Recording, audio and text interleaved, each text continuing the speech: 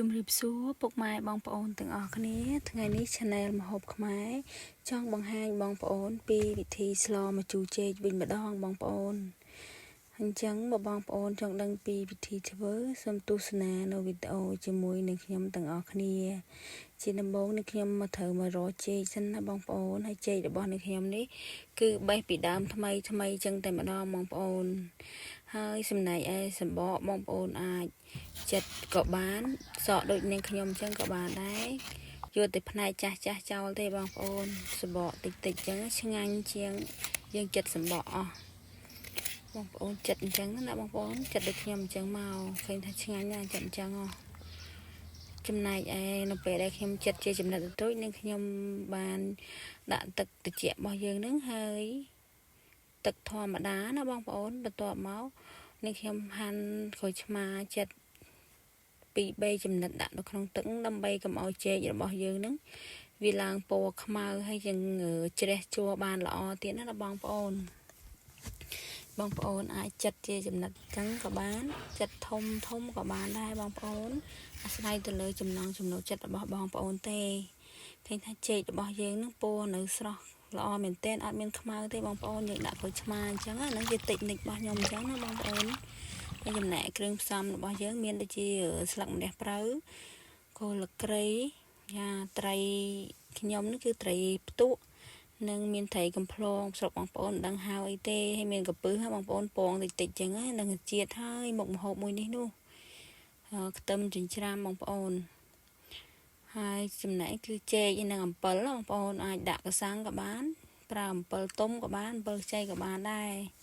ឥឡូវយើងមកមើលទឹកសម្លរបស់យើងពុះល្មមអាចនឹងយើងដាក់ស្លឹកគ្រៃបងប្អូនពេលដែលពុះចាបងស្លឹកគ្រៃចូលខ្ទឹមសដែលយើងចិញ្ច្រាំបំបាញ់មិញហ្នឹងដាក់ចូលគ្នាទៅបងប្អូនឲ្យទឹកស្លរបស់យើងឈ្ងុយចំណែកឯប្រហុកបងប្អូនចង់ដាក់ចាស់ក៏បានអាស្រ័យទៅលើបងប្អូនទេបងប្អូនចូលចិត្តប្រហុកដាក់រាងចាស់តិចទៅ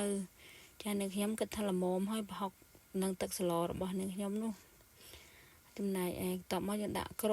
ម្សៅស៊ុបបងប្អូនគ្រឿងរបស់យើងណាអំបិលបន្តិចប៊ីចេងបន្តិចណាបងប្អូន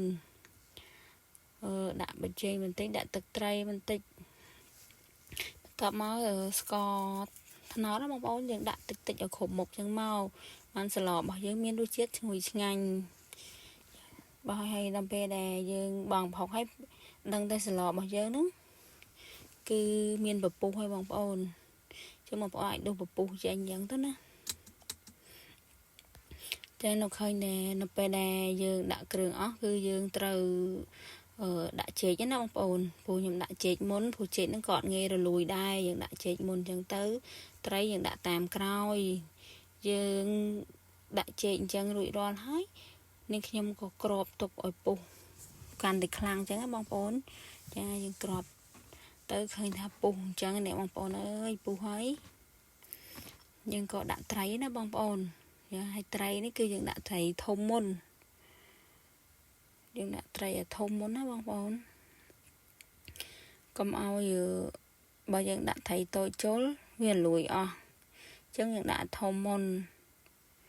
ឃើញថាត្រីរបស់ខ្ញុំក៏ត្រីស្រែដែរបងប្អូនអើយត្រីស្រែនៅពេលដែលយើងដាក់ឲ្យមើលទៅពុះ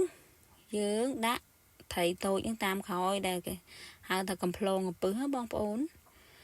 ប៉ុន្តែបញ្ជាក់បន្តិចណាបងប្អូននៅពេលដែលយើងដាក់ត្រីគឺអត់ក្របទេកុំឲ្យត្រីយើងស្អាតគឺយើងអត់ក្របកម្របទេយើងចំហវាអញ្ចឹងរហូតដល់ពុះគឺអត់ឆ្អាបទេបន្ទាប់មកយើងក៏បងម្ជូរបងប្អូនអំពិលយើងហ្នឹងគឺយើងត្រាំបន្តិចទៅឲ្យវាមើលតែរលុងរលួយសបកហើយគឺយើងអាចជ្រុំបានហើយបងប្អូនដូចនៅក្នុងវីដេអូនេះអញ្ចឹងពេលដែលយើងទ្រុំអញ្ចឹងបងប្អូនចង់ជូរក៏ដាក់ជូរឲ្យជ្រះជាងហ្នឹងក៏បានចំណែកអំពិលរបស់នាងខ្ញុំនេះគឺថាជូរមែនតែនហ្មងអំពិលនេះជូរជ្រះណាបងប្អូនហើយបើបានកសាំងទៀតទេមិនដឹងជាជាតិយ៉ាងណាទេចាឲ្យបងប្អូនអាចបន្ថែមម្ទេសបន្តិចទៅដើម្បីឲ្យមានពណ៌សម្លរបស់យើងនឹងមានរសជាតិកាន់តែឆ្ងាញ់មានពណ៌ស្អាតអញ្ចឹងណាបងប្អូនឃើញថាសម្លរបស់យើងឆ្អិនរួចរាល់ហើយមានកំពឹសមួយមានម្ទេសអីហឹលទៅទេបងប្អូនណាអស់បាយមិនដឹងខ្លួនទេសម្លមួយមុខនេះនោះ ហើយអ្វីដែលខ្ញុំភ្លេចបានណាបងប្អូននេះគឺម្រះព្រៅបងប្អូនដាក់ម្អមក៏បានតែម្រះព្រៅហើយនឹងសម្លចេកនេះឆ្ងាញ់ខ្លាំងណាស់បងប្អូនអើយឈ្ងុយមែនតែននៅពេលដែលបងប្អូនបងម្រះព្រៅចូលកុំភ្លេចបិទភ្លើងផងណាព្រោះបើយើងទុកនៅលើភ្លើងវាលួយឲ្យបាត់បង់ពណ៌អស់បងប្អូនមុខនេះគេថាជាតិតែម្ដងបងប្អូនអើយត្រីស្រែបន្លែយើងដាំនៅខ្លួនឯងចឹងទៀតហូបទៅមានទំនុកចិត្តមែនតែនបងប្អូនអញ្ចឹងវីដេអូរបស់នៅខ្ញុំមានតែប៉ុណ្្នឹងទេបងប្អូនហើយបើបងប្អូនចូលចិត្តអីពេញចិត្តអីមួយកុំភ្លេចជួយ Subscribe ផងបងប្អូនសូមអរគុណសូមជម្រាបលា